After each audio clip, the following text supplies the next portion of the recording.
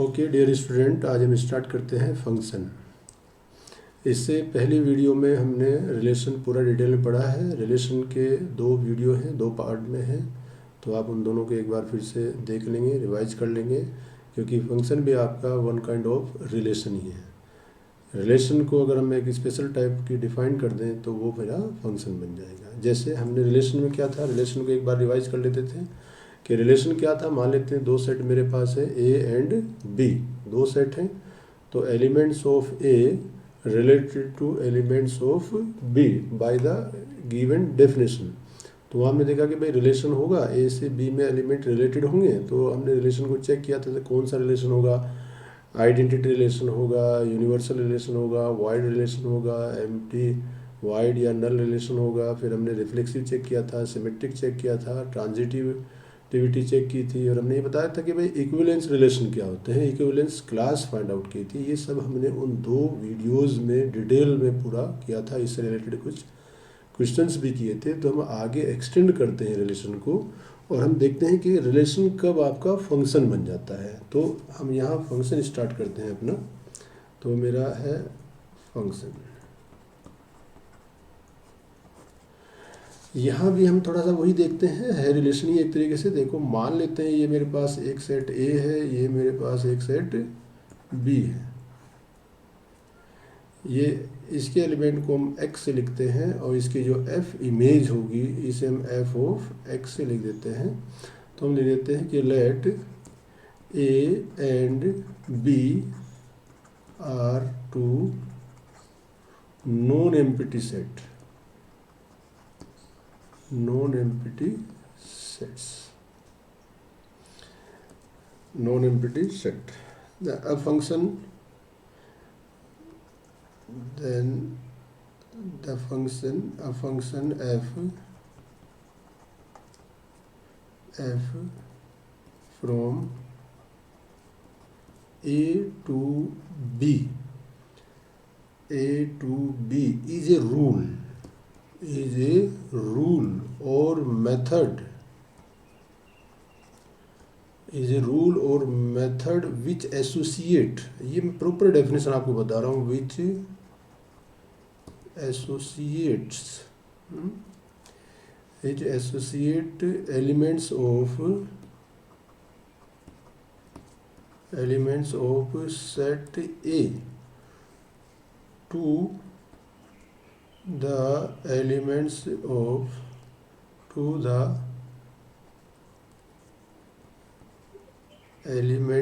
of set B such that, कैसे, such that, देखो check करते हैं, all the elements of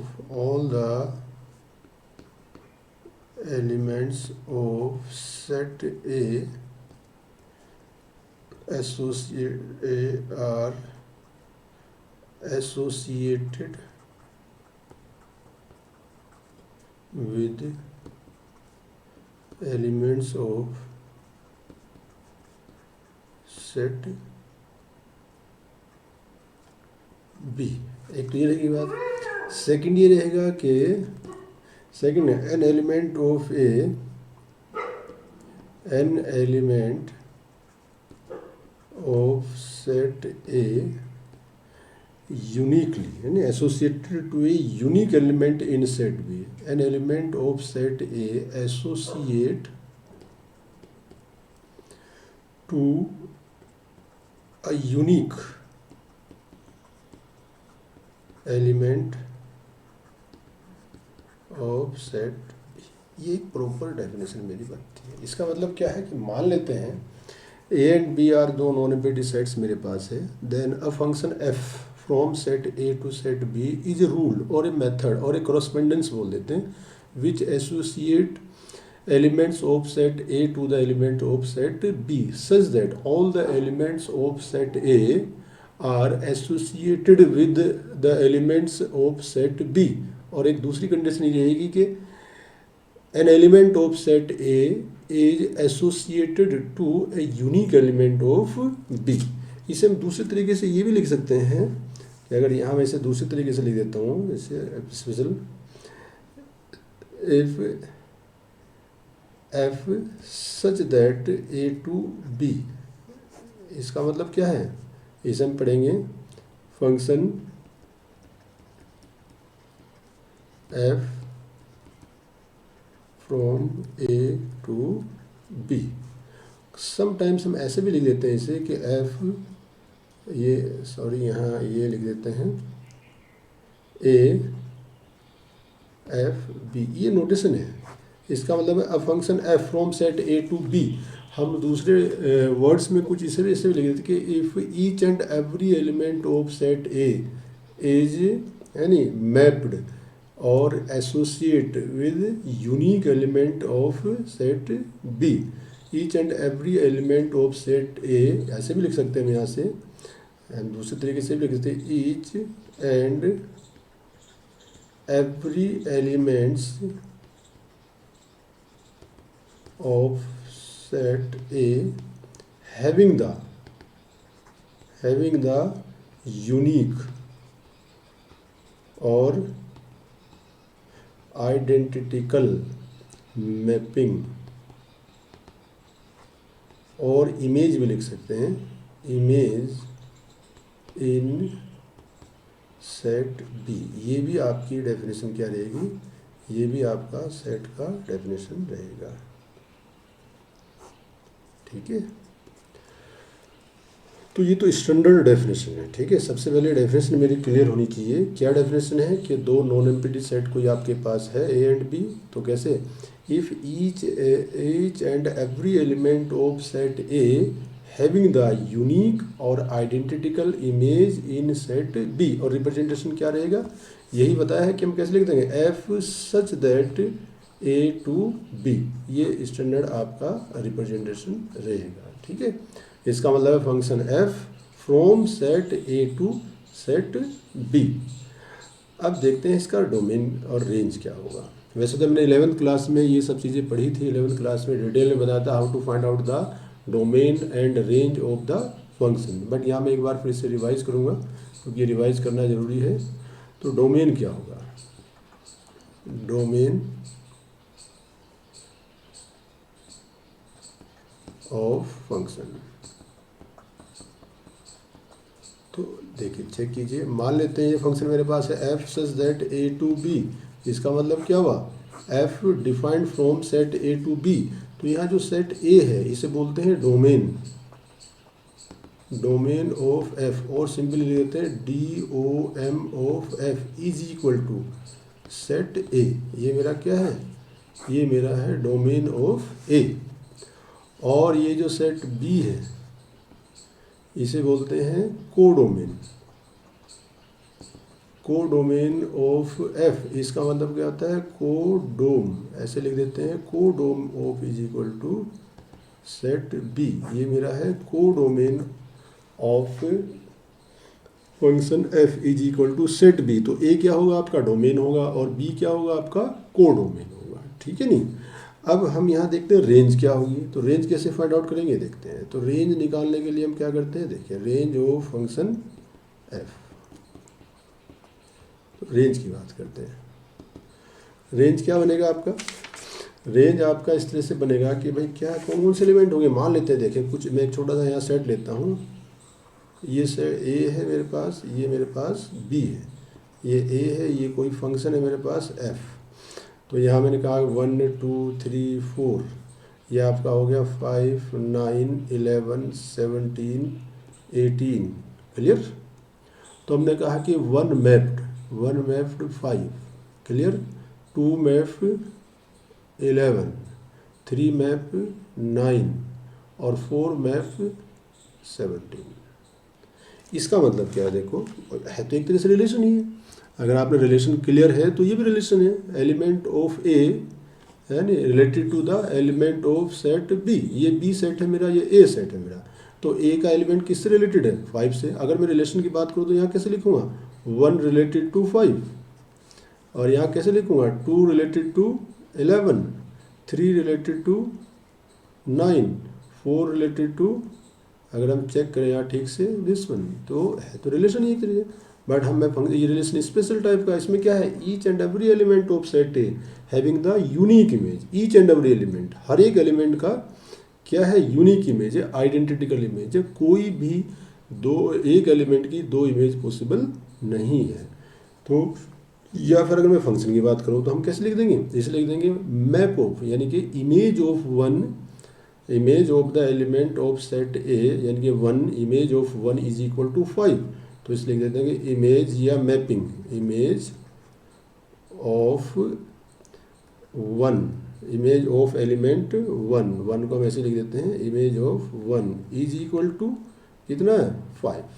इसका मतलब है F of one is equal to 5, F of two is equal to 11, F of three is equal to 9, F of 4 is equal to 17।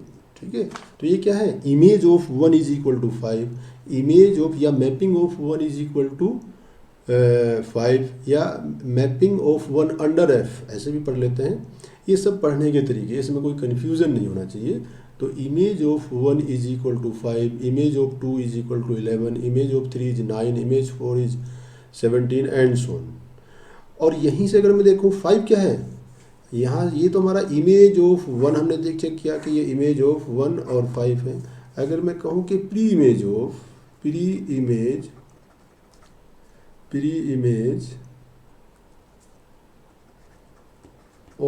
5 is 1, अगर हम pre image की बात करें तो 1 का प्री इमेज क्या बनता है, 1, 9 का प्री इमेज क्या है, 3, 11 का प्री इमेज क्या है, 2, 17 का प्री इमेज क्या है, 4। तो pre image of 5 is 1, pre image of, यही बात करें, pre image of 9 is 3, pre image of किसका, आपका 11 is 2, in the same way pre image of 17 is 4।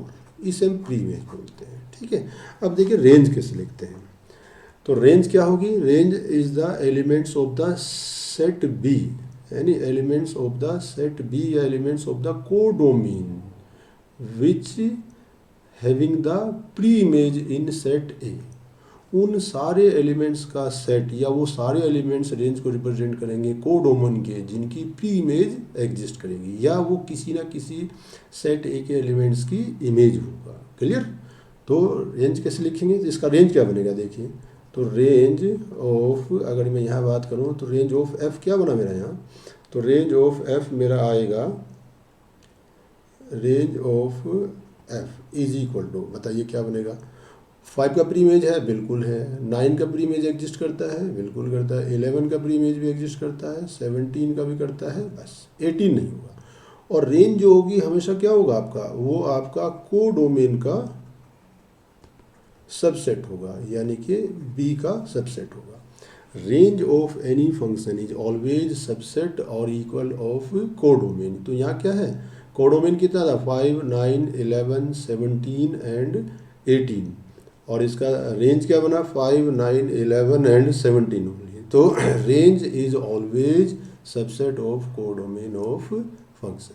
तो ये फंक्शन की एक बेसिक डेफिनेशन थी, ये हमने इससे पहले भी वीडियोस में मैं डिटेल में बताया था, लेकिन मैंने एक बार रिवाइज किया। तो डेफिनेशन क्या होगी कि कोई भी मैपिंग या कोई भी रिलेशन आपका फंक्शन होगा, उसमें अगर ये हो कि सेट ए के हर एक एलिमेंट का इमेज क्लियर हो, कि सेट ए के each and every element of set A having the image, ये बात क्लियर होनी चाहिए। तो सेट ए का हर एक एलिमेंट का इमेज होना चाहिए, हर एक एलिमेंट की मैपिंग होनी चाहिए।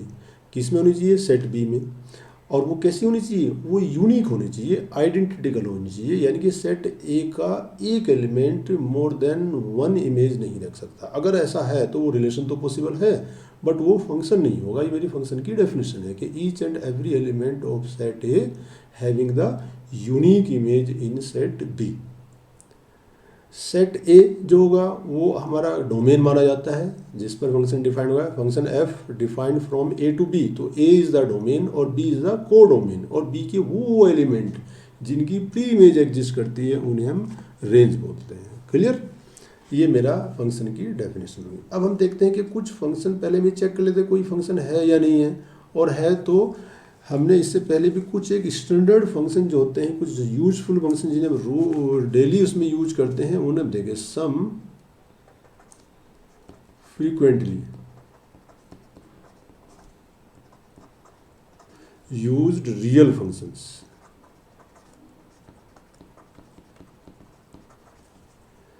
ये फंक्शन जो हम यूज़ करते हैं, फ्रिक्वेंटली यूज करते हैं, इनका मुझे डोमेन पता होना चाहिए, इनका मुझे रेंज पता होना चाहिए। तो इनका एक बार डोमेन और रेंज हम क्लियर कर लेते हैं। इनका डोमेन क्या होगा, रेंज क्या होगा। चलिए एक बार देख लेते हैं डोमेन और रेंज क्या होगा। तो चलिए सबसे पहले मेरे पास आता है कांस्टेंट फंक्शन।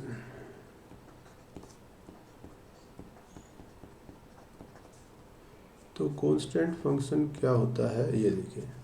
कांस्टेंट फंक्शन की डेफिनेशन क्या होती है, अ फंक्शन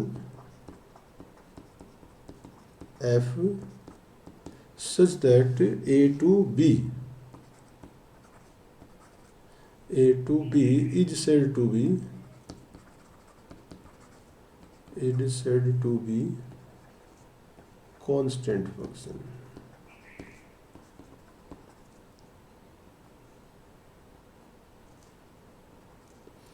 कांस्टेंट फंक्शन, ठीक है नी। इफ देयर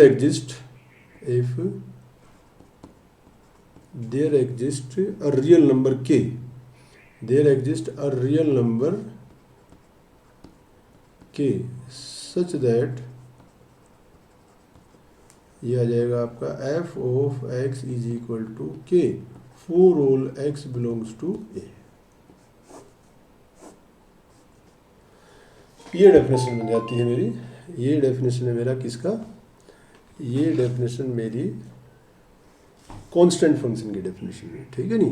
तो जितने भी फंक्शन हम आगे बताएंगे, कांस्टेंट फंक्शन हुआ, आइडेंटिटी फंक्शन हुआ, सिग्नम फंक्शन हुआ, मॉडुलस फंक्शन हुआ, ग्रेटेस्ट इंटीजर फंक्शन हुआ, स्मॉलेस्ट इंटीजर फंक्शन हुआ, या फिर आपका लॉगरिथमिक फंक्शन हुआ, एक्सपोनेंशियल फंक्शन हुआ, या क्यूबिक फंक्शन है, स्क्वायर रूट फंक्शन है, या स्क्वायर फंक्शन है, या पोलिनोमियल फंक्शन है, इन सब फंक्शंस की मुझे बेसिक नॉलेज ज़रूरी है। मतलब इनकी डेफिनेशन क्लियर होनी चाहिए, इनका डोमेन क्लियर होना चाहिए, इनका रेंज क्लियर होना चाहिए, और इनका एक ग्राफिकल स्ट्रक्चर आपको पता होना चाहिए, आपकी इमेज में होना चाहिए, आपके माइंड में सेट होना चाहिए, क्योंकि ये बार बार हम इसे यूज़ करेंगे। अभी मैं जो फंडामेंटल है वो डिस्कस कर रहा हूँ। अभी जो 12th में अगर हम फंक्शन की बात करें तो यहाँ से हम स्टार्ट करेंगे, आगे काइंड ऑफ फंक्शंस में जाएंगे, 1 1 ऑन 2, इंजेक्टिव, बाइजेक्टिव, सरजेक्टिव एंड सोन, वो सब चीज़ें पढ़ेंगे। बट उससे पहले ये बेसिक जो फंक्शंस की नॉलेज है ये ज़रूरी है। तो मुझे कॉन्स्टेंट फंक्शन मेरे पास है। कॉन्स्टेंट फंक्शन है क्या, मान लेते हैं कोई function F defined from A to B है। ये तो इसकी डेफिनेशन क्या है कि भाई इस तरह से डिफाइंड है कि there exist a real number x, real number के फॉर ऑल एक्स। अगर सेट ए के हर एक एलिमेंट की जब मैं इमेज फाइंड आउट करता हूँ तो वो क्या आती है, ओनली 1 नंबर आती है from in set B, that is K. तो इसका डोमेन क्या बैठेगा आपका, इसका डोमेन देख लेते हैं क्या बनेगा। अच्छा, फिर एक डोमेन की बात आ जाए तो डोमेन होता क्या है। सबसे पहले हम डोमेन की बात कर लेते हैं, डोमेन ऑफ फंक्शन एफ। तो अब हम बार बार डोमेन ऑफ फंक्शन एफ को क्या लिखेंगे, DOM और एफ लिख देंगे। ये हमारा क्या बनेगा, डोमेन ऑफ एफ बन जाएगा, ठीक है नहीं। ये होता क्या है, सेट ए हमारा डोमेन है, जैसे तो हमने कहा है function F defined from A to B, ये तो यहाँ से क्लियर है। बाकी अगर हमें किसी को कोई फंक्शन दे उसमें ये बताया नहीं कि कहाँ से कहाँ डिफाइंड है तो हम कैसे फाइंड आउट करेंगे। तो हम क्या कहेंगे, भाई वो ए है क्या, ये बताइए मुझे। तो कह रहा है कि एक्स की वो सारी वैल्यूज़, डोमेन होगी एक्स की वो सारी वैल्यूज़ जिसके लिए गिवन फंक्शन आपका डिफाइंड हो। तो for all values of x function is defined, तो वो क्या बन जाएगा, आपका डोमेन बन जाएगा, ठीक है नहीं। तो मुझे अब एक्स को फाइंड आउट करना, मेरा एक्स है क्या, एक्स इज इक्वल टू के है। अब इस एक्स को चेक करते हैं, कहाँ चेक करते हैं, इस एक्स को हम पूरे रियल नंबर सिस्टम पर चेक करते हैं कि -∞ टू +∞ में देखते हैं कि कहाँ कहाँ ये फंक्शन डिफाइंड है। तो -∞ से +∞ के बीच में देखो, कहीं ऐसा कोई पॉइंट है पूरे रियल नंबर सिस्टम पर जहाँ ये फंक्शन डिफाइंड ना हो। कुछ भी रखो, -1 रखो, -2 रखो, -3 रखो, या 0 रखो, 1 रखो, 2 रखो, अप टू इन्फिनिटी, कुछ भी रखो, फंक्शन इज डिफाइंड एवरीवेयर। इसका मतलब क्या हो जाएगा, इसका जो डोम हो जाएगा वो कितना हो जाएगा, इसका डोम आपका R हो जाएगा, या R की बजाय हम क्या लिख सकते हैं, -∞ टू प्लस इन्फिनिटी हुई इंटरवल लिख देंगे, ठीक है नहीं। अब इसके रेंज की बात करो, रेंज क्या है, देखो रेंज ऑफ एफ क्या है, रेंज ऑफ एफ अभी थोड़ी देर पहले मैंने डिस्कस किया था कि रेंज कैसे निकाल लेंगे भाई। रेंज निकालने का तरीका क्या था कि भाई डोमेन की सारी वैल्यूज़, पूरा डोमेन आप इस एक्स में पुट कीजिए, पूरा डोमेन इस एक्स में पुट कीजिए और देखिए क्या इमेज आती है सेट बी में। तो देखो यहाँ से देखते हैं, सपोज करते हैं, देखो क्लियर हो जाएगी बात। ये क्या है मेरे पास, ये मेरे पास ए है, ये मेरे पास बी है, ये मेरा एफ है, एफ इज इक्वल टू कितना है, ये के है। तो ये तो क्लियर होगी, ये माइनस इन्फिनिटी से क्या है, माइनस इन्फिनिटी से प्लस इन्फिनिटी है। और ये भी क्या है, ये भी हमने मान लेते हैं, ये भी आर है, माइनस इन्फिनिटी से ये भी आपका कितना है, प्लस इन्फिनिटी है, ठीक। अब यहाँ से रखते हैं, कोई भी वैल्यू रखते हैं, माइनस थ्री लिया तो माइनस थ्री की इमेज क्या हो जाएगी, ये आपका कहीं ना कहीं के होगा, क्योंकि रखो इसमें माइनस थ्री, तो क्या इमेज बनेगी के। माइनस टू रखिए, माइनस टू की इमेज के, जीरो रखो जीरो की इमेज के, वन रखो वन की इमेज के। तो each and every element of set A having the यानी only one image that is K. तो इसका रेंज क्या बन जाएगा, इसका रेंज बन जाएगा ओनली के, क्योंकि के की ही इमेज और किसी की प्री इमेज एग्जिस्ट करेगी नहीं। अगर मैं यहाँ लिख दूँ भाई यहाँ कितना है, या माइनस थ्री भी है, या टू भी है, प्लस थ्री भी है, एंड सोन हजारों लाखों वैल्यू होंगी, बट माइनस थ्री का कोई इमेज नहीं है, माइनस टू का प्लस टू का कोई इमेज नहीं है, only K is there which has the pre image, है नहीं। तो जिसका प्री इमेज एग्जिस्ट करेगा वो मेरा रेंज होगा, तो इसका रेंज क्या बन जाएगा, ओनली के। अब बात आती है इसका ग्राफ कैसे बनेगा भाई, क्योंकि वो भी ज़रूरी है, हमें इसका ग्राफ पता होना चाहिए। चलिए तो ग्राफ कैसे बनेगा ये देख लेते हैं।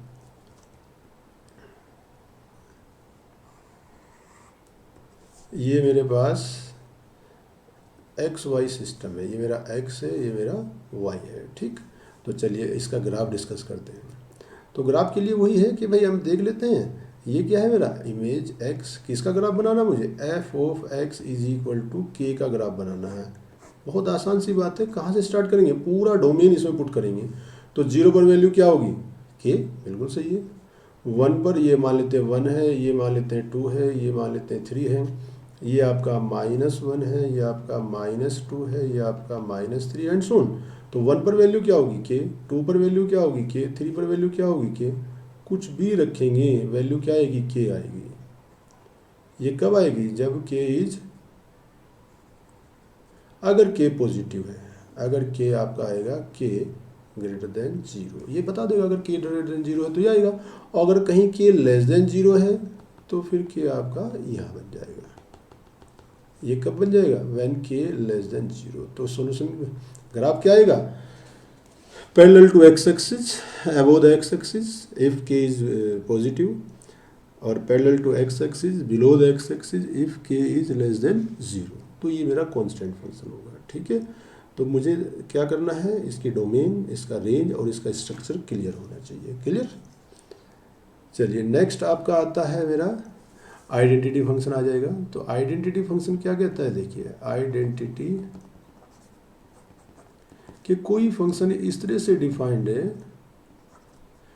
कि a function f defined from set a to set b such that each and every element of set a having itself image, a के हर एक एलिमेंट की itself इमेज बनेगी, ठीक है।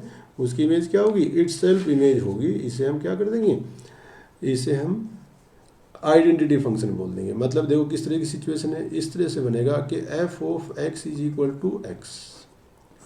एक्स क्या है, एक्स कहाँ है, ए में। ए के हर एक एलिमेंट का जो भी आप रखोगे एक्स में उसकी वही इमेज निकल के आएगी, क्लियर। तो चलिए इसका डोमेन क्या बनेगा, पहले हम चेक कर लेते हैं domain of F. Domain of F कितना बनेगा, सिंपल आर बनेगा, यानी कि माइनस इन्फिनिटी से प्लस इन्फिनिटी। और कोई कन्फ्यूजन है ही नहीं, आप रखो इसमें, वन रखोगे वन आएगा, टू रखेंगे टू आएगा, थ्री रखेंगे थ्री आएगा, ठीक। माइनस वन रखेंगे माइनस वन आएगा, माइनस टू रखेंगे माइनस टू आएगा। तो domain of F is equal to कितना आ जाएगा, आर आ जाएगा। अब बात करते हैं रेंज की, रेंज भी यही बैठेगा। तो रेंज ऑफ एफ कितना आएगा, रेंज ऑफ एफ भी आर ही आ जाएगा, क्योंकि जो भी आप रखेंगे वही निकल के आएगा। तो रेंज भी हो जाएगा, डोमेन भी वही आएगा, दोनों चीज़ हो जाएंगी।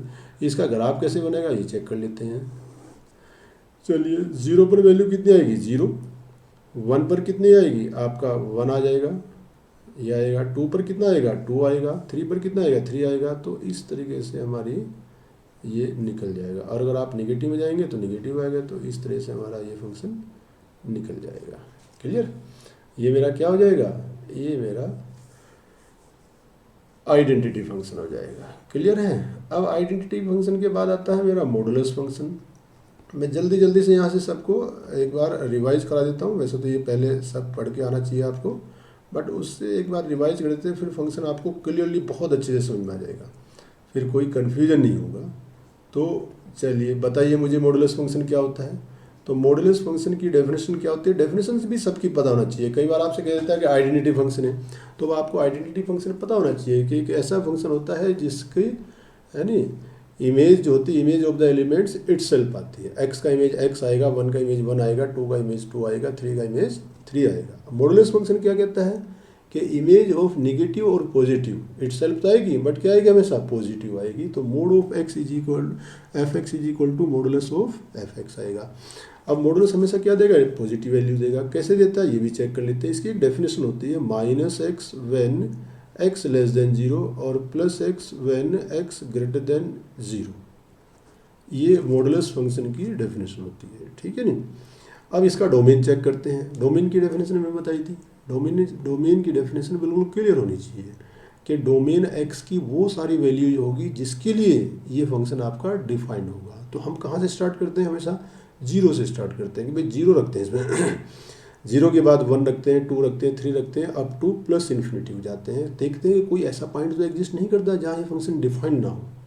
डिफाइंड ना होने का मतलब क्या है कि या तो इन्फिनिटी आ जाए और या फिर वो कॉम्प्लेक्स डोमेन में चला जाए, यानी कि कॉम्प्लेक्स वैल्यू आ जाए।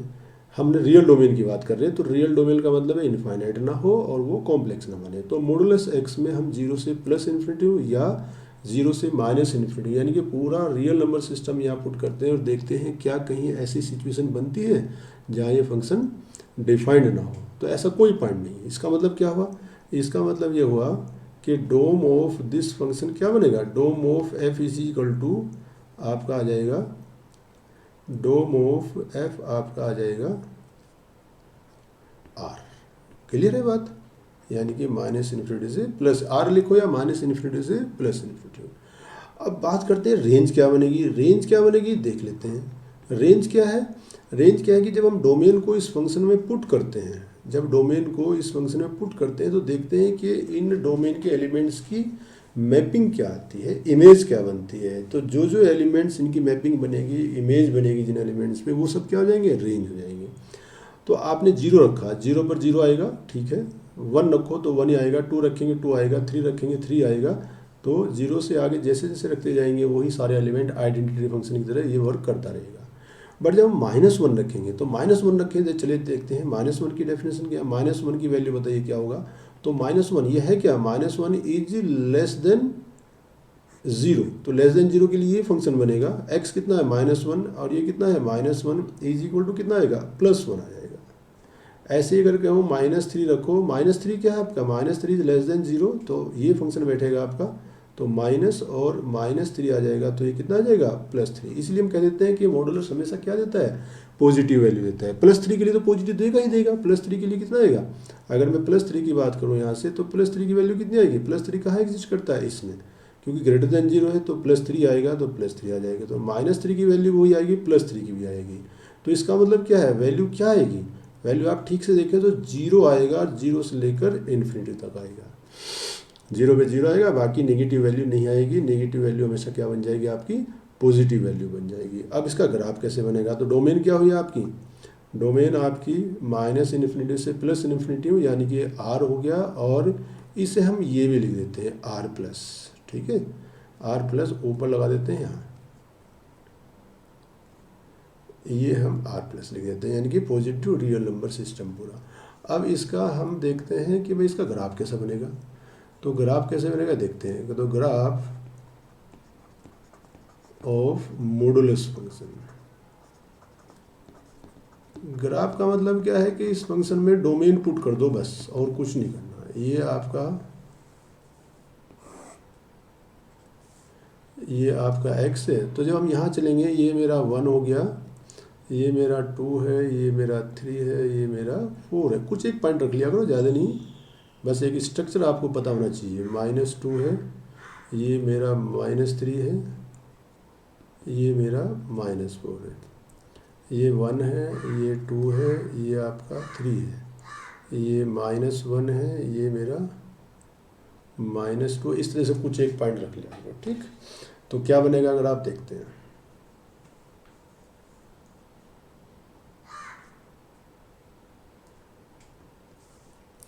1 पर वैल्यू क्या आएगी, 1 आएगी, 2 पर वैल्यू क्या आएगी, 2 आएगी, 3 पर 3 आएगी। तो ये ग्राफ इस तरह से बन जाएगा, ठीक। अब -1 पर वैल्यू क्या आएगी, -1 अभी निकाला था हमने, तो -1 पर वैल्यू क्या आती है, -1 इज इक्वल टू कितना आएगा, +1, -2 क्या आएगा, +2, -2 आपका आ जाएगा +2, -3 आ जाएगा +3। तो वैल्यू क्या आएगी, -1 पर वैल्यू 1 ही आएगी, -2 पर वैल्यू +2 आएगी। तो इस तरह का ग्राफ आपका बन जाएगा, ठीक है नहीं। ये ग्राफ किसका है, ये ग्राफ है f of x is equal to mod of x। बोलो क्लियर है क्या बात। तो मॉडुलस x का ग्राफ क्लियर हुआ, ठीक है। चलिए इसके बाद हम देखते हैं किसका, इसके बाद मॉडुलस x के बाद हम चलते हैं सिग्नम फंक्शन की बात करते हैं। जल्दी जल्दी यहाँ से निकल जाते हैं, बहुत आसान है सिग्नम फंक्शन। ये भी मॉडुलस और आइडेंटिटी फंक्शन से ही जुड़ा है। सिग्नम फंक्शन क्या कहते हैं कि f such that a to b, f defined from set a to b such that, कैसे डिफाइंड है, mod of x is equal to mod x, F x is equal to mod x when x is not equal to 0 और 0 when x is equal to 0। ये है आपका, clear है। तो F x is equal to this one. तो कहता है कि find out the domain and range of this function. Domain निकालिए और रेंज निकालिए। तो डोमेन और रेंज क्या बैठेगी इसकी देखते हैं। तो सबसे पहले हमारा डोमेन बताइए। थोड़ा और सिंप्लीफाई कर सकते हैं इसे। सिंप्लीफाई कैसे कर सकते हैं, देखो कुछ बुक में तो ऐसे लिखा जाता है कि भाई ये मेरा सिग्नम फंक्शन है, बट कुछ बुक में इसे और सिंप्लीफाई कर लेते हैं। कैसे, मोड की डेफिनेशन मुझे पता है। मोड की डेफिनेशन क्या होती है, मैंने पहले ही बताया अभी, x less than 0 plus x when x greater than equal to 0। ये मेरी मॉडुलस की डेफिनेशन होती है, ठीक है ना। इस डेफिनेशन को यूज करो, यहाँ क्या बनेगा, तो f of x is equal to कितना, -x आ जाएगा, अपॉन x आएगा व्हेन x लेस देन 0, और ये कितना आएगा आपका, प्लस x आएगा upon x when x greater than 0, और ये कितना आएगा, 0 when x is equal to 0। ये लिख सकता हूँ, ठीक है। चलिए थोड़ा सिंप्लीफाई कीजिए इसे।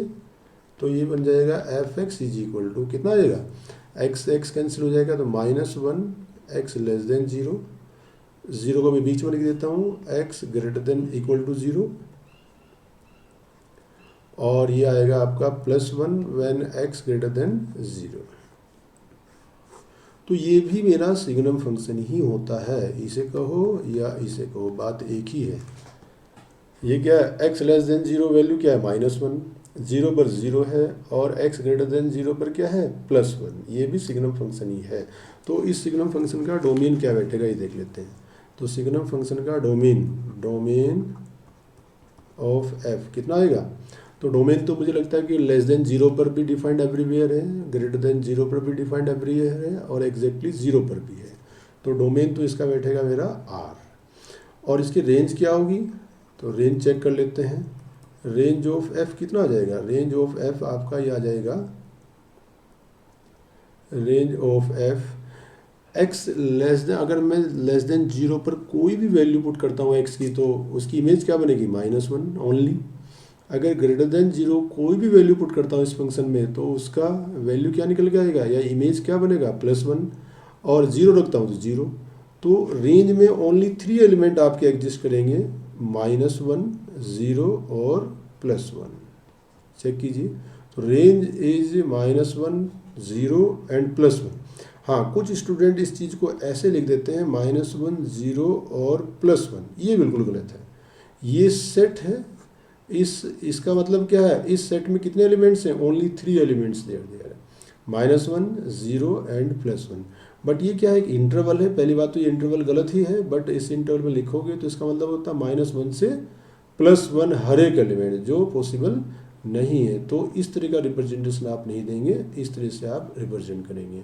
तो सिग्नम फंक्शन का डोमेन R होता है और सिग्नम फंक्शन की रेंज क्या होती है, -1, 0 और +1। अब सिग्नम फंक्शन के ग्राफ की बात करते हैं कि भाई इसका ग्राफ क्या बनेगा। तो ग्राफ क्या होगा इसका, ये देख लेते हैं। अब डोमेन अगर रेंज मेरे पास आ गई तो फिर कोई मुश्किल नहीं होता, फिर हम इसकी आराम से रेंज और डोमेन बना देते हैं। ठीक है, चलिए देखते हैं। तो इसका वैल्यू क्या था, 0 पर कितनी वैल्यू थी, ये था, यहाँ एक बार लिख देते हैं और यहाँ 0 लिख लेते हैं। 0x इज इक्वल टू कितना, -1 when x less than 0, 0 when x equal to 0, +1 when x greater than equal to 0। तो लेस देन 0, अगर लेस देन 0 की बात करूँ, -1 पर कितना वैल्यू आएगी, 1 -1 आएगी, और -2 पर भी -1, -3 पर भी -1। तो वैल्यू इस तरह से आपकी मूव करेगी, ये आपका आ जाएगा, ये नहीं आएगा ना, ये 0 आएगा यहाँ। और जब +1 रखेंगे तो यहाँ से वैल्यू निकल जाएगी मूव, चेक कीजिए। 1 रखेंगे तो +1 आएगा, 2 रखेंगे तो भी +1 आएगा, 3 रखेंगे तो भी +1 आएगा, and so on. This is the structure of the signum function. ये मेरा y एक्सिस है, ये मेरा x एक्सिस है, ये मेरा -1 है, ये मेरा +1 है। ठीक है नहीं, कोई कन्फ्यूजन, कोई डाउट किसी को, ये मेरा सिग्नम फंक्शन हो जाएगा। अब यहाँ से हम थोड़ा आगे चलते हैं और बात करते हैं किसकी, ग्रेटेस्ट इंटीजर फंक्शन की बात करते हैं। तो ग्रेटेस्ट इंटीजर फंक्शन क्या होता है, ये देख लेते हैं। ये बहुत इंपॉर्टेंट फंक्शन होता है, ये सारे फंक्शन हम आगे बार बार यूज करेंगे, ये ऐसे ही नहीं, इन्हें पढ़ना बहुत ज़रूरी है। ग्रेटेस्ट इंटीजर फंक्शन, और इसे हम फ्लोर फंक्शन ही बोलते हैं। ये मेरा फ्लोर फंक्शन भी है, ये मेरा फ्लोर फंक्शन भी बनता है। ठीक है, रिप्रेजेंटेशन क्या है इसकी डेफिनेशन में, for any real value x, है नहीं। तो इसकी डेफिनेशन क्या, for any real value x, ऐसे देख दो, फॉर एनी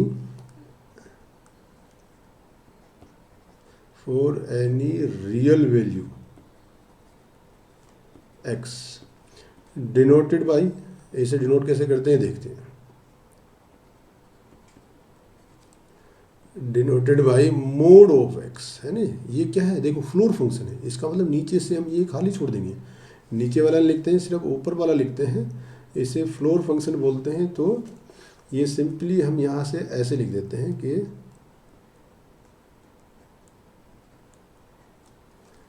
ये लिख देते हैं, ठीक है, फ्लोर फंक्शन। अगर आप पूरा भी रिप्रेजेंट कर दें कोई दिक्कत नहीं है। तो क्या होता है, ग्रेटेस्ट इंटीजर फंक्शन क्या होता है कि ये जो फ्लोर फंक्शन होता है ये क्या देता है, ये नोटेशन होगा, इसकी डेफिनेशन क्या है कि इसकी वैल्यू क्या आएगी, either x if x is integer और just previous integer of x, इसकी वैल्यू आएगी। तो इसकी वैल्यू क्या हो जाएगी, is equal to integer x और लेस इंटीजर और लेस इंटीजर ऑफ x। ये बहुत इंपॉर्टेंट इसकी डेफिनेशन होगी, यहीं से देखते हैं। देखो कैसे, फॉर एग्जाम्पल, मैं एक एग्जाम्पल लेता हूँ। मैंने कहा कि भाई मुझे इसकी वैल्यू बताइए 1, इसकी वैल्यू बताइए। तो 1 क्या है, एक इंटीजर है। तो उसने क्या कहा कि अगर बॉक्स की बात करूँ, हम इसे बॉक्स ऐसे भी लिख सकते हैं, इसमें कोई दिक्कत नहीं है, मुझे पता होना चाहिए, बॉक्स भी लगा सकते हैं, कुछ बुक में ऐसे लिखा रहता है बॉक्स x। तो बॉक्स x का मतलब क्या है, इफ x इज इंटीजर तो box x is x only, if x is not integer then box x is the integer which is previous integer of x। तो अब 1 तो इंटीजर है तो 1 की वैल्यू तो 1 आ जाएगी।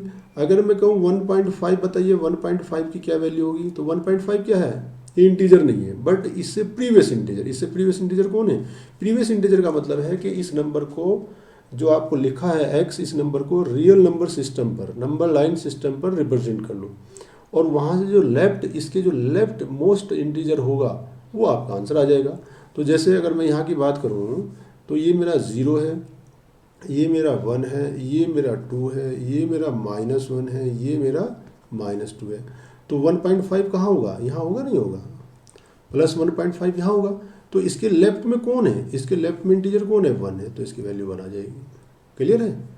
यही बात अगर मैं करूँ कि भाई मुझे बताइए 0.99999 बताइए, चलिए 0.99 कहाँ आएगा भाई, देखते हैं। जो 0.999 बिल्कुल 1 के आसपास आएगा, यहाँ आएगा, ठीक है नहीं, बट 1 तो नहीं है, 0.99 है बट 1 तो नहीं है। अब 0.99 के लेफ्ट में इंटीजर कौन है, 0 है, ये आ जाएगा। इन द सेम वे अगर मैं कहूँ 1 पॉइंट, ये है मेरी वैल्यू कि -2.1 मुझे बताइए, तो -2.1 आप चेक कीजिए कहाँ बैठेगा, तो -2 पॉइंट, यहाँ -2 पॉइंट मुझे लगता है यहाँ कहीं आएगा, ठीक, तो -2.1 यहाँ आएगा। अब -2.1 के लेफ्ट में इंटीजर कौन है, -3, तो इसकी वैल्यू -3 हो जाएगी। इसका मतलब क्या है कि आइदर x इज इंटीजर और x से लेस इंटीजर जो होगा वो आपका सॉल्यूशन आएगा, ठीक है। उसे हम ग्रेटेस्ट इंटीजर फंक्शन या फ्लोर फंक्शन बोलते हैं। अब फ्लोर फंक्शन की डोमेन क्या होगी ये चेक करते हैं। तो भाई डोमेन तो आप कुछ भी लिख सकते हैं इसमें, डोमेन ऑफ f यानी कि फंक्शन क्या बैठेगा, ये आ जाएगा आपका डोम ऑफ f, कितना आएगा, कुछ भी रखिए आप, 1 का निकालिए, 2 का निकालिए, 3 का निकालिए, 0.1, 0.2, -1, -0.1, -0.9 एंड सो ऑन, -इन्फिनिटी से +इन्फिनिटी के बीच में किसी की भी वैल्यू आप फाइंड आउट कर सकते हैं। Function is defined everywhere, clear है। बट जो रेंज होगी, रेंज कभी भी क्या होगी, देखो इसकी रेंज चेक करो, तो बेटा रेंज जो इसकी बैठेगी वो क्या आएगा, रेंज इसकी हमेशा क्या होगी, रेंज हमेशा इसकी इंटीजर होगी। हमने देखा 1.5 का इमेज क्या बना 1, 0.9999 का इमेज क्या बना 0, -2.1 का इमेज क्या बना -3, 1 का इमेज क्या बना आपका 1। तो रेंज जो बनेगी, पूरा डोमेन आप पुट करेंगे इस फंक्शन में, तो रेंज क्या बनेगी, ओनली इंटीजर। तो रेंज आपकी क्या हो जाएगी, z इज द इंटीजर होगा। अब सबसे इंपॉर्टेंट है इसका ग्राफ क्या बनेगा। तो domain is clear, domain is r और रेंज इज इंटीजर z। इसका ग्राफ कैसे बनेगा, ग्राफ देख लेते हैं। तो ग्राफ बनाए यहाँ से, चलिए ग्राफ देखते हैं। तो ग्राफ में हम वही रखेंगे जो फंक्शन मेरे पास है, ठीक है। तो ग्राफ बनाते हैं, क्या है डेफिनेशन, डेफिनेशन तो वही है कि भाई f(x) इज इक्वल टू कितना है, f(x) इज इक्वल टू ये रखना है। तो सबसे पहले 0 क्या है, इंटीजर है, तो इंटीजर की वैल्यू 0 की वैल्यू 0 ही आएगी, ठीक है। 0 की वैल्यू क्या आएगी, 0 आएगी। अब 0 के बाद में 1 जाना है मुझे, ये मेरा 1 है, ये मेरा 2 है, ये मेरा 3 है और ये मेरा 4 है, और यहाँ से थोड़ा आगे कर लेते हैं, ये मेरा 5 है, क्लियर। ये 1 है, ये 2 है, ये 3 है, ये 4 है, ये आपका -1 है, यहाँ रख देते हैं -1, ठीक।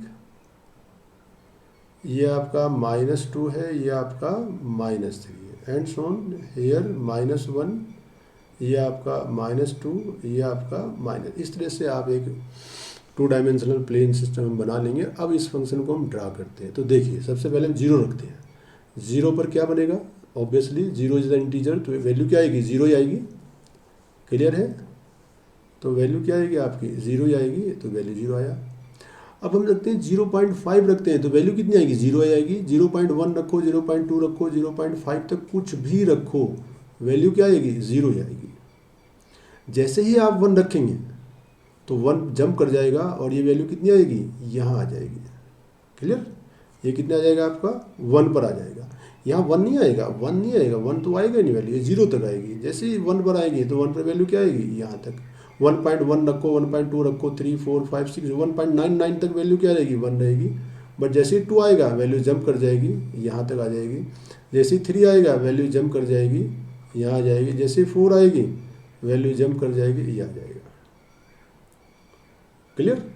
तो फ्रॉम 0 to <1 वैल्यू 0 रहेगी, 1 से लेकर 2 बट नॉट एग्जैक्टली 2 से छोटा वैल्यू क्या आएगी, 1 रहेगा। 2 से 3 के बीच में 2 रहेगी, एंड 3 से 4 के बीच में 3 रहेगी, and so on. In the same way here जब आप माइनस की तरफ मूव करेंगे, आप यहाँ कहेंगे 0 पॉइंट, आप बताइए मुझे 0.5 की वैल्यू बताइए क्या है। तो 0.5 कहाँ होगा, इसके लेफ्ट में कौन इंटीजर होगा, -1, तो सीधा -1 आएगा। बट 0 नहीं आएगा, 0 नहीं आएगा, तो ये आएगी वैल्यू, ये आ जाएगा आपका -1, ठीक। बट ये नहीं आएगा 1। फिर यहाँ के बाद आप कहाँ जाएंगे, सीधा -2 आ जाएगा, ठीक। तो ये आएगा, ये यहाँ से आ जाएगा, फिर आप यहाँ जाएंगे ये बनेगा, फिर आप यहाँ जाएंगे ये बनेगा। तो इसे लैडर फंक्शन भी बोलते हैं, सीढ़ी नुमा फंक्शन भी बोलते हैं, और स्टेप फंक्शन भी बोलते हैं। ये मेरा ग्रेटेस्ट इंटीजर फंक्शन है। क्लियर? तो मुझे लगता है ये चीज़ें आपको क्लियर समझ में आएंगी, कोई कन्फ्यूजन है इसमें? अब इसके बाद हमारा स्मॉलेस्ट इंटीजर फंक्शन आएगा, वो आप ट्राई करेंगे, वो भी सेम है। स्मॉलेस्ट इंटीजर फंक्शन की डेफिनेशन मैं यहाँ लिख देता हूँ। स्मॉलेस्ट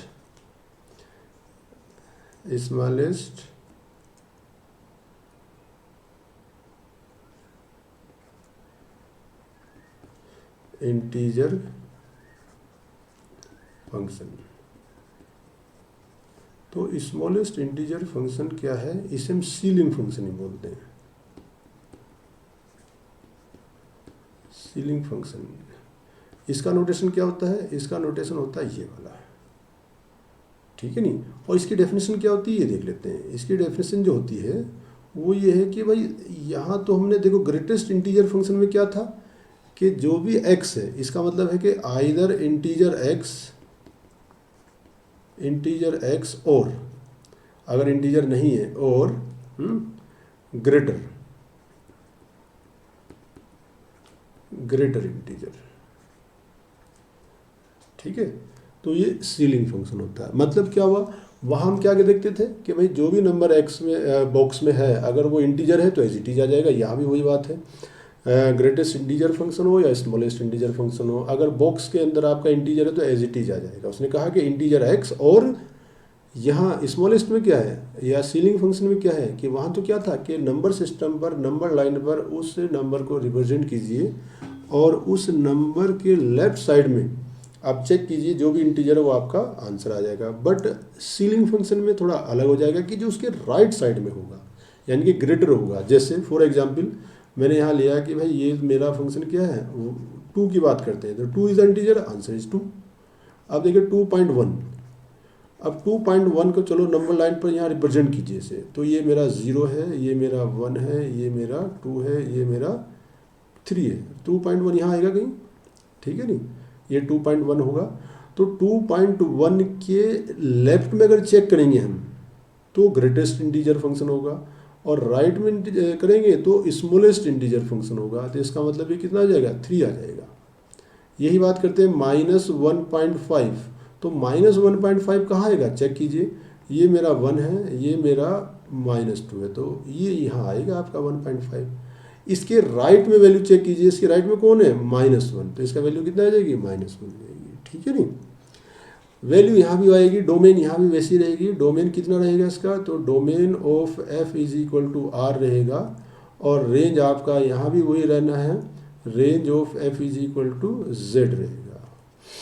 ग्राफ इसका आप बनाएंगे, ठीक है, ग्राफ बना के ट्राई करेंगे। इसके बाद आप एक्सपोनेंशियल फंक्शन देखेंगे, उसके बाद आप लॉगरिथमिक फंक्शन देखेंगे। तो नेक्स्ट वीडियो में मैं आपको एक्सपोनेंशियल फंक्शन, लॉगरिथमिक फंक्शन, और उसके बाद addition of the function, algebra of the function, और फिर काइंड ऑफ फंक्शंस को हम डिस्कस करेंगे। क्लियर? तो यहाँ के बाद हम डिस्कस करेंगे